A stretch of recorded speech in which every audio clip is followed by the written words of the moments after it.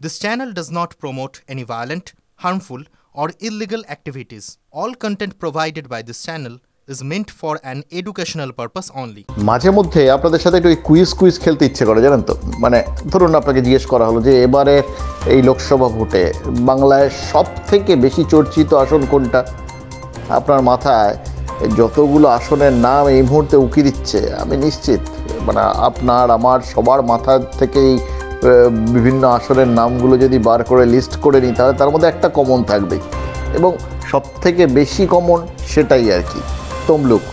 আর এই কমন কেন্দ্রে এমন একজন আনকমন প্রার্থী প্রতিদ্বন্দ্বিতা করছেন। আনকমন বলছি তার কারণ এতদিন তিনি ছিলেন এজলাসে ছিলেন, কিন্তু সেটা আইনের এজলাসে, আর এখন বসছেন কোথায় না জনতার এজলাসে, জনতার মাঝখানে। তাকেই মাঠে ঘাটে আম জনতার মাঝে ঘুরে বেড়াতে হচ্ছে, এবং এতদিন তিনি তার রায় দিতেন, এবার জনতার রায় শোনার অপেক্ষায় রয়েছেন। ঠিকই ধরছেন, প্রাক্তন বিচারপতি অভিজিৎ গঙ্গোপাধ্যায়ের কথা বলছি। অভিজিৎবাবু, স্বাগত TV9 বাংলায়। নমস্কার। নমস্কার। আপনি তো মোটামুটি এই রাজনীতিতে ঢোকার পর থেকে এবং রাজনীতিতে আপনার পরিক্রমা শুরু করার পর মুহূর্ত থেকে আপনি পুরো খবরেই রয়েছেন এবং চারপাশে হইচই ফেলে দিয়েছেন, তো সেটা বুঝতে পারছেন আপনি? হ্যাঁ, আমি কিছুটা বুঝতে পারছি, কারণ যেভাবে গালাগাল ধেয়ে আসছে আমার দিকে, তাতে বুঝতে পারছি যে হয়তো কোনো বদ্ধ জলায় আমি ঢিল মেরেছি, তরঙ্গ উঠছে। এবং এইটার জন্য মানসিক প্রস্তুতি ছিল? দেখুন, আমি তো কোর্টে বসেও অনেক কথা বলেছি, যার জন্য আমাকে আক্রান্ত হতে হয়েছিল একজন বিচারপতি হিসেবে। আর এখানে কোর্টরুমে ঢুকে এসেছিল কিছু লোক জিনিসপত্র নিয়ে, যাতে আমার দিকে ছোঁয়া যায়, তারপর কোর্ট বয়কট করা হয়েছিল। সুতরাং আমি কোনো কথা বললে সেটা আমি স্পষ্ট ভাষায় বলি, এবং আমি জ্ঞানত কোনো মিথ্যে কথা বলি না। তো সেই জন্যে আমি সবসময় প্রস্তুত থাকি যে সত্যি কথা মানুষের তো খুব একটা শোনার অভ্যেস থাকে না, চাটুকারদের কথাবার্তায় শোনার অভ্যেস থাকে। তাই আমি সবসময় প্রস্তুত থাকি যে আক্রমণ যে কোনো দিক থেকে যে কোনো সময় ধেয়ে আসবে। এই যে ধরুন আপনার একটা সাক্ষাৎকারে আপনার বক্তব্য নিয়ে এই রকম হইচই শুরু হয়েছে, এবং লোকজনের কাছে এটা যথেষ্ট মনে হচ্ছে যে এটা ঠিক রুচিসম্মত হয়নি। আপনি খানিকটা কুরুচিকর মন্তব্য করেছেন, অন্যায় মন্তব্য করেছেন, এই সমালোচনাটা কিন্তু আসছে। এটাকে আপনি কিভাবে দেখছেন? কোন মন্তব্যটা এক্স্যাক্টলি আপনি বলবেন? ওই মমতা ব্যানার্জির মৃত্যুঘণ্টা? একদম, মৃত্যুঘণ্টা। হ্যাঁ, এটা না, আমি এখানটায় আমি আগে অন্য ইন্টারভিউতেও গত পরশু ক্লারিফাই করেছি, আপনার কাছে আজকে আবার করছি। সেটা হচ্ছে যে মমতা ব্যানার্জির মৃত্যুঘণ্টা, মৃত্যু হোক, মৃত্যুঘনি আসুক, এ কথা আমি বলিনি, বলতেও চাইনি। কথাটা একটা ফাঁক ছিল। আমি ভেবেছিলাম এটা হচ্ছে অ্যালিগোরিক্যাল একটা স্টেটমেন্ট, যে মমতার মৃত্যুঘণ্টা। মমতা অর্থে এখানে মমতা ব্যানার্জির দল। ব্যক্তিগতভাবে মমতা ব্যানার্জিকে আমার সঙ্গে তো কোনো শত্রুতা নেই, তিনি আমার বাড়িতে নোংরা ফেলে দিচ্ছেন না, বা এমন কিছু করছেন না যাতে আমি ক্ষতিগ্রস্ত হচ্ছি। ওনার দলের কাজকর্মে এবং ওনার সরকারের কাজকর্মে পশ্চিমবঙ্গের মানুষ অত্যন্ত ক্ষতিগ্রস্ত হয়েছে এবং প্রতিদিন হচ্ছে। সেই জন্য আমি তার দলের কথা বলতে চেয়েছি। এটা অ্যালিগোরিক্যাল, এটা আদারওয়াইজ কিছু নয়। এটা আমি আদৌ মমতা ব্যানার্জির মৃত্যু কামনা করিনি। এটা যারা হইচইটা যারা করছেন তারাও শিক্ষিত লোক, তারাও তাদের মধ্যেও লেখক আছেন, ডাক্তার আছেন, এরকম সব লোকজন আছেন তৃণমূলে, কিন্তু তারা বিষয়টা বুঝেও, আমার মনে হয় বিষয়টা বুঝেও এটা নিয়ে খানিকটা লেবু কচলাতে তারা ভালোবাসছেন। এই ব্যাটা এবার দাগে পাওয়া গেছে, এটা দিয়েই আমরা একটু কিছু বলবো। তো সেটাই তারা সম্পূর্ণ ব্যর্থ হবেন, এই কারণে যে তারা নিজেরা জেনে শুনেই করছেন বলে আমি অন্তত বিশ্বাস করি যে অ্যালিগোরিক্যাল স্টেটমেন্টটাকে অ্যালিগোরিক্যাল স্টেটমেন্ট হিসেবেই নিতে হবে, এটাকে ভার্বাটিম নেওয়া যাবে না। আপনি আমার একটা কথা বলুন, এই যে আপনি একটা জায়গায় ছিলেন, সেখানে দাঁড়িয়ে সাধারণ মানুষের সঙ্গে আপনার ইন্টারাকশান হতো, এবং একটা জায়গায় মানুষজন আপনার ওপর বিরাট ভরসা করে ফেলেছিলেন, আপনি তাদের রাস্তা দেখিয়েছিলেন। সেই জায়গার থেকে আপনি যখন সাধারণ মানুষের মধ্যে রাজনীতিক হিসেবে, এবং আপনার এজলাসে কিন্তু যারা মোটামুটি ওই দোষের ভাগিদার হতেন আর কি, যাদের দিকে আপনার অভিযোগের আঙুল থাকতো, তাদের সিংহভাগই হচ্ছেন রাজনীতিক। এবার আপনি নিজে সেই রাজনীতির পার্ট হয়ে সাধারণ মানুষের মধ্যে নামছেন, লোকের প্রতিক্রিয়াটা কীরকম দেখতে পাচ্ছেন? আমি এখনো পর্যন্ত যা প্রতিক্রিয়া দেখেছি সেটা হচ্ছে দু ধরনের লোক আমি চোখের সামনে দেখেছি। একটা হচ্ছে বিজেপি কর্মী সমর্থক এবং একটা হচ্ছে একবারে সাধারণ মানুষ, সেটা দেখেই বোঝা যায়। তিনি হয়তো তার দোকান ছেড়ে বেরিয়ে আসছেন বা বাড়ি থেকে বেরোচ্ছেন, বেরিয়ে আসছেন, বা সাইকেল চালিয়ে যাচ্ছিলেন, রাস্তা দিয়ে থেমে যাচ্ছেন, এরকম সব। এবং তার মধ্যে অনেক আছেন মহিলা যারা হঠাৎ থেমে যাচ্ছেন, আপনাকে তো ভগবান বলে মানি, এইরকম। তো এই প্রতিক্রিয়াটা সাধারণ মানুষের থেকে এখনও পাচ্ছি, যে তারা এই যে তাদের যে ইমোশনাল চার্জ স্টেটমেন্ট যে আপনাকে ভগবান বলে মানি, সেটা এখনও তাদের মধ্যে রয়ে গেছে। তো ভগবান বলে মানাটা তো এটা তো ইমোশনাল একটা স্টেটমেন্ট।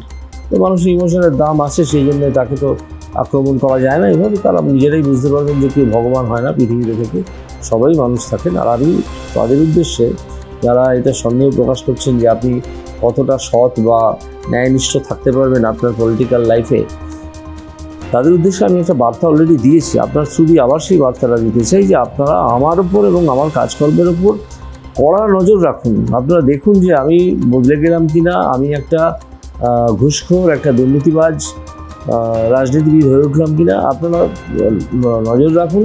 এমনিতে ধরুন রাজনীতি এখন যা, তাদের তো কুকথার চাষ, মানে রাজনীতিক হতে গেলে কুকথা না বললে চলে না। তো সেই জায়গায় কতটা মানিয়ে নিতে পারবেন বলে আপনার মনে হচ্ছে? কিছু সাবস্ট্যান্ডার্ড আনকালচার্ড লোকজন তো রাজনীতিতে এখন রাজ করছেন। তো আমরা তো অনেক ছোটোবেলা থেকে রাজনৈতিক আবহাওয়া দেখে এসেছি। তো সেখানে এইসব কুকথার চাষ ছিল না, একটা ভদ্রতা বজায় থাকতো। এখন এরা সেসব রাখতে জানেন না, পারেনও না। এদের মানে কালচারাল স্ট্যান্ডার্ডটা খুব পুয়ার। এই যে ধরুন দিলীপ ঘোষ মমতা বন্দ্যোপাধ্যায়কে যে ভাষায় আক্রমণ করেছেন, আপনি সমর্থন করেন? না, যে ভাষায় আক্রমণ করে শুধু ভাষাটুকু দেখলে তো হবে না, তার ব্যাকগ্রাউন্ডটাও দেখতে হবে, তাই না? একটা জিনিস আউট অফ কনটেক্সট তুলে নিয়ে কথাটা বলা ঠিক নয়, কনটেক্সচুয়াল মিনিংটাও দেখতে হবে। এই আপনি যখন বিচারপতি ছিলেন তখন আপনি প্রচুর ইডি সিবিআই এর তদন্তের নির্দেশ দিয়েছেন এবং তার পরিপ্রেক্ষিতে বহু টাকা অ্যাটাচও করেছে ইডি, সবই এই নিয়োগ দুর্নীতি সংক্রান্ত ব্যাপারগুলো। এবং সম্প্রতি প্রধানমন্ত্রী যেটা বলেছেন, আপনাদেরই আরেকজন প্রার্থী, তার সঙ্গে অমৃতা রায়, তার সঙ্গে টেলিফোনিক কথোপকথনের সময়, যে ৩,০০০ কোটির মতো টাকা এখানে এই নিয়োগ দুর্নীতির অ্যাটাচ হয়েছে এবং সেই টাকাটা গরিব মানুষকে কীভাবে ফিরিয়ে দেওয়া যায় সেইটা তিনি ভাবনা চিন্তা করছেন, আইনি পরামর্শ নিচ্ছেন, সেইগুলো আর কি। এই বক্তব্যটা বা এই প্রেক্ষিতটা, এটা আপনি কিভাবে দেখছেন? আমার স্পষ্ট মন্তব্য হচ্ছে এই বিষয়ে যে টাকাটা উদ্ধার করা হয়েছে সেই টাকাটা এইভাবে ব্যবহার করা সম্ভব, এই টাকাটা একটা শুধু কিছু লেটার্স হয়ে পড়ে থাকবে, ফিগার্স হয়ে পড়ে থাকবে একটা পাসবইয়ে ইডির, সেই জন্য তো এই টাকাটা উদ্ধার করা হয়নি, বেশি কোনো কাজে লাগানো হবে। তবে হ্যাঁ, এইটা আইন, এইটা যে যতক্ষণ না মামলা শেষ হচ্ছে ততক্ষণ এই টাকাগুলো ব্যবহার করা যাবে না, এই টাকাটা ব্যবহার করা যাবে না। তো সেই আইনটাকে বদলেও দেওয়া যায় যে ঠিক আছে আমরা এখন দিচ্ছি, কিন্তু যদি দেখা যায় যে কেউ একজন দোষী নয়, যার বাড়ি থেকে ধরুন 48 কোটি টাকা পাওয়া গেছে, যে তিনি 48 কোটি টাকা নন, তারকে 24 কোটি টাকা ফেরত দিতে হবে। 24 কোটি টাকা উনি ওখানে জন্ম দিয়েছিলেন আর 24 কোটি টাকা চুরি করেছিলেন, জন্ম দেওয়া টাকাটা 24 কোটি, সেটা ওনাকে ফেরত দিতে হবে।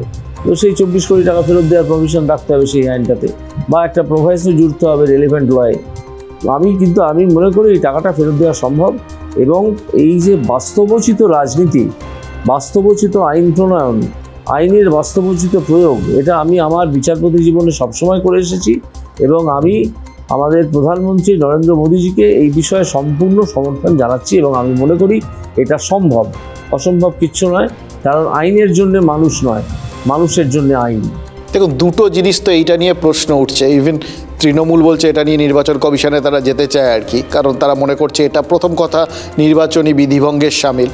এবং দ্বিতীয়ত যে এই যেটা আপনি বললেন যে যতক্ষণ না দোষী সাব্যস্ত হচ্ছে ততক্ষণ আপনি কি করে বলবেন যে এই টাকাগুলো অন্যায় টাকা ছিল? একটা গ্যারেন্টি দিয়ে দেওয়া হবে যে আপনি যদি দোষী সাব্যস্ত না হন, তাহলে যে টাকাটা এখন আমরা ব্যবহার করলাম সেই টাকাটা আপনাকে ফেরত দিয়ে দেবো। গভর্নমেন্ট একটা গ্যারেন্টি দিয়ে দেবে, তাহলে দিতে হবে, না আমার কী আছে। আর এদের এমনই সব কেস ধরা পড়ে গেছে যেখান থেকে দিদি টাকা উদ্ধার করেছে, কে টাকা, কার টাকা, কেউ ক্লেমই করতে পারছে না।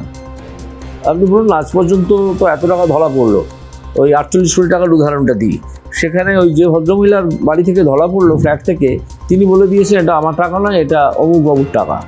আর অমুকবাবু এই টাকাটা কোনোদিন ক্লেমই করেননি এখনো পর্যন্ত, বলেননি যে আমার টাকা। তাহলে এই যে টাকাটা, এই টাকাটা তো ইউজ করাই যায় এবং এর জন্য কাউকে গ্যারান্টিও দিতে হবে না। মানে এখন অবধি এই টাকাটা হচ্ছে একদম হাতে গরম টাকা, এরকম যেটা কমপ্লিট বেওয়ারিশ। মানে এরকম অনেক টাকা, যার পরিমাণ হবে 3,000 কোটি টাকা, নিশ্চয়ই ওনাকে হিসাব করেই ওনার সেক্রেটারিরা দিয়েছেন যে টোটাল টাকা যেটা উদ্ধার করা হয়েছে এই চাকরি দুর্নীতি থেকে, তার পরিমাণ 3,000 কোটি টাকা। এটা হতেই পারে। কোন গরিবদের এগুলো টাকাগুলো দেওয়া যায়? প্রাইমারিতে যেভাবে চাকরি বিক্রি হয়েছে দেওয়া যায় তো, নিশ্চয়ই দেওয়া যায়, নিশ্চয়ই দেওয়া যায়। এবং এতে ইলেকশন ল ভঙ্গ হচ্ছে না। যারা এই কথা বলছেন যে ইলেকশন কোড অফ কন্ডাক্ট ভঙ্গ হচ্ছে, তাহলে ইলেকশন ল সম্বন্ধে তাদের কোনো ধারণাই নেই। ইলেকশন ল কখন ভঙ্গ হয় তাহলে দেখে নিন না। এবারে এই টাকা গরিবদের ফেরত দিতে গেলে কাদের এই টাকাগুলো দেওয়া উচিত বলে আপনি মনে করেন? সেটা যিনি ফেরত দেওয়ার স্কিমটা করবেন, অর্থাৎ প্রধানমন্ত্রী বা তার সেক্রেটারিয়েট বা অন্য কোনো দপ্তর, তারা ঠিক করে নেবেন, তারা একটা মার্ক সেট আপ করবেন। তমলুকে আপনার যারা প্রতিপক্ষ তারা সবাই সেই অর্থে জুনিয়র আর কি, তো এদের বিরুদ্ধে আক্রমণ শানাতে হচ্ছে, আপনাকে তো শানাতে হবেই, তার কারণ রাজনীতিতে প্রতিপক্ষকে তো প্রতিপক্ষ হিসেবেই দেখতে হয়, কিন্তু নিজের একটু অস্বস্তি লাগছে না? না না না না, আমি একদম আক্রমণ শানাচ্ছি না। আমি শুধু দুটো কথা বলেছি যে তৃণমূলের যিনি প্রার্থী তিনি অতি অল্প বয়সের ছেলে, তার মধ্যে অল্প বয়সের টকবাগানি একটা থাকে, সেইটা আছে। তো তার সম্বন্ধে আমার মন্তব্য করার কিছু নেই, আমি করবও না। এটা বলেছি। বামফ্রন্টের যে প্রার্থী তাকে আমি স্নেহ করে বলেছি যে ভাই তুমি তো বাচ্চা ছেলে, আমার কোর্টে কোনোদিন মামলাও করতে আসুনি সহায়তার সাহসে বা ঘেন্নায়, যে কোনো কারণেই হোক, কিন্তু আমি এখন দেখতে পাচ্ছি যে তুমি কথা বলতেই শেখোনি এখনও। আগে কথাবার্তা বলা শেখো, তারপর রাজনৈতিক বক্তব্য রেখো, এইটুকু বলেছি। এছাড়া তার একটা স্ট্যান্ডার্ড থাকতে হবে। তো দেখুন, আমি যেমন 23 বছর কলকাতা হাইকোর্টের সুনামের সঙ্গে, আমি মনে করি সুনামের সঙ্গে, অন্য কেউ মনে না করতে পারে, সুনামের সঙ্গে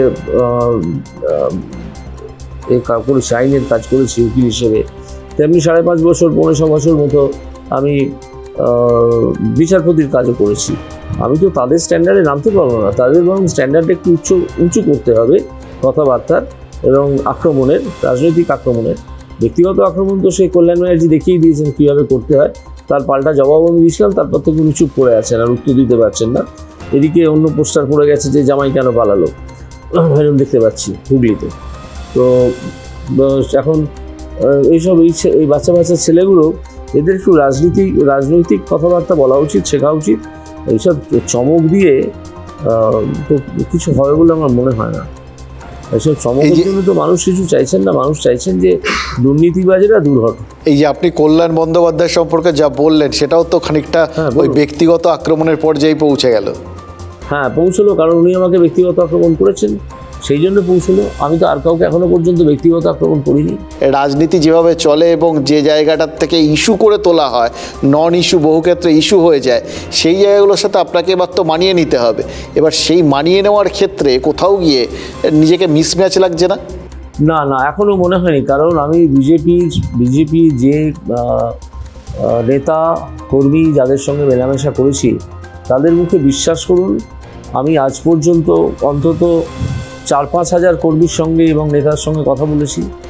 তাদের একটা মিনিমাম শিক্ষা দীক্ষা, একটা ট্রেনিং, একটা প্রশিক্ষণ আছে যে খারাপ কথা না বলার, আমার মনে হয়েছে। তারা ঠিক ওই রাস্তার রকেট ছোঁড়াদের মতো কথাবার্তা বলেন না, এত আনকালচার তারা এখনও হয়ে যাননি। যেটা আগে বাম দলদের একটা চিহ্ন ছিল যে খুব আনকালচার কথাবার্তা তারা বলতেন না। এটা বিজেপির এই ছেলেগুলো কর্মীদের মধ্যে আমি এটা এখনও পর্যন্ত বিশ্বাস করুন আমি দেখতে পাইনি। এটা আমার খুব ভালো লেগেছে। এবং আরেকটা জিনিস আমি বলতে চাই যে আমি যে জায়গায় প্রচার করছি সেখানে না 99.99% বাঙালি। বিজেপিকে যে একটা অবাঙালির দল বলে দেখে দেওয়া হয়, কেউ দেখে দেন বামপন্থীরা বিশেষ করে, বা কিছু সাধারণ মানুষকে বলা হয়, সেটা সম্পূর্ণ মিথ্যে। আমি যত বিজেপির ভেতরে অন্দরের সঙ্গে মেলামেশা করছি, দেখছি যে এদের মধ্যে কিন্তু এই কালচারটা এখনও আছে,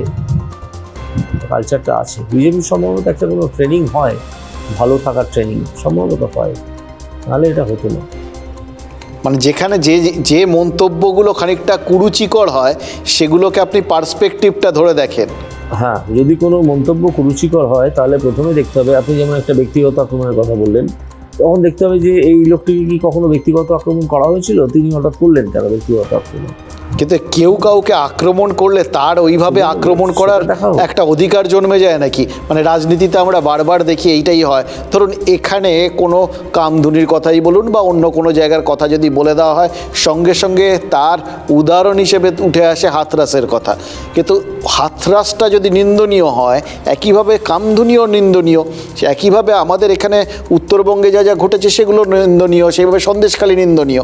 ফলে কোথাও গিয়ে ব্যাপারটাকে এই পার্সপেক্টিভ বা বদলা এই বিষয়গুলো চলতে থাকলে তো রাজনীতিটা এরকমই হয়ে যাবে। আমরা যখন মামলা করেছি বা বিচার করেছি, তখন আমরা সবসময় এই কনটেক্সচুয়াল মিনিংটা কি, একটা মিনিং তার একটা ওয়ার্ড বাই ওয়ার্ড মিনিং থাকে, যেটাকে আমরা বলি ইন্টারপ্রিটেশনে গোল্ডেন রুল। আর একটা মিনিং থাকে কনটেক্সচুয়াল মিনিং, যে কোন কনটেক্সটে কথাটা ইউজ করা হচ্ছে। এরকম সব বিভিন্ন ইন্টারপ্রিটেশন অফ স্ট্যাটিউটসে আমরা পড়েছি, আমরা ব্যবহার করেছি, এটা থাকে। তো এগুলো সবই ভার্বাল ডুয়েল। এই ভার্বাল ডুয়েলে এগুলো দেখার পরিসর আছে এবং এগুলো দেখা যায়। কিন্তু যদি আপনি বলেন যে কাউকে মেরে দেওয়ার অধিকার হলো কি না, সেটা নয়। একজন একজনকে মারলে পরেই আরেকজনকে মেরে দেবে এই অধিকার কেউ কাউকে দেয় না, এই অধিকার দেয় না। আপনি প্রচারে বেরিয়ে কোন ইস্যুটাকে, কোন পয়েন্টটাকে সব থেকে বেশি তুলে ধরছেন? হ্যাঁ, বেকারি। পশ্চিমবঙ্গে প্রচণ্ড বেকার। এই যে যারা পড়াশোনা একটু করছে তারা চলে যাচ্ছে ব্যাঙ্গালোর বা দিল্লিতে চাকরি করতে বা বম্বেতে, আর যে সে সুবিধে যাদের জুটছে না তারা হয়ে যাচ্ছেন পরিযায়ী শ্রমিক। দুর্নীতি দূর করলে অনেক মানুষ যারা উপযুক্ত টাকা পান না, যেমন অঙ্গনওয়াড়ি কর্মীরা, যেমন পার্ট টাইম টিচাররা বা পার্ট টাইমেরা বা আপনার পার্শ্ব শিক্ষকরা, তারাও একই কাজ করেন কিন্তু উপযুক্ত মাইনে পান না। ডিএ দেওয়া হয় না আমাদের এখানে, যে সরকারি কর্মচারী তাদেরকে ডিএ দেওয়া হয় না। এই সবই তো প্রতিশ্রুতিভঙ্গ। এগুলো দেওয়া হবে না, কোষাগারে টাকা নেই, অথচ কোষাগার থেকে লক্ষ লক্ষ টাকা যেটা কোষাগারে আসার কথা ছিল সেটা হয়তো কারো বান্ধবীর বাড়িতে গিয়ে 48 কোটি টাকা হিসেবে লুকিয়ে থাকে। আপনি এই যে টাকা ফেরত দেওয়ার জায়গাটা, যেহেতু এটা আপনার একদম এরিয়া, এই টাকাগুলো উদ্ধারের মানে সূত্রপাত আপনাকে দিয়ে আর কি ইডিকে দেওয়ার দায়িত্বে। ফলে কিভাবে এই টাকাগুলো এবং ভুক্তভোগী কারা, এর প্রত্যক্ষ অভিজ্ঞতা আপনার আছে। আপনি কি কোনো পরামর্শ দেবেন বা এই ধরনের কিছু যদি গাইডলাইন তৈরি করতে হয় তাতে অংশগ্রহণ করতে চাইবেন? পরামর্শ যদি চাওয়া হয় আমি অবশ্যই দেবো, এবং সব কাজ ফেলে রেখে প্রথমে দেবো।